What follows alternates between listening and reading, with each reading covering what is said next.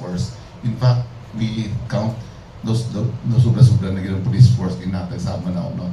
But again, you cannot compromise security, and so that's why if it's shorter route with the same number, I think it's better security.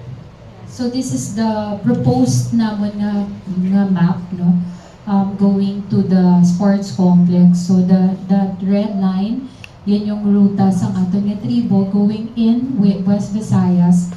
Then ang guest entrance naton ang sa front, ang sa PLDT, DOST nga dalan. So we will have road closure na gid sa mga salakyan. So basically tawo na lang gid ang makasulod, no? Within that area. So, and then ang yellow is guest entrance, additional guest entrance man naton. Ang sa likod, leading to the bleachers. So, basically yung points of entry naton sa likod, sa tubang, sa sports complex. Yeah. Sige.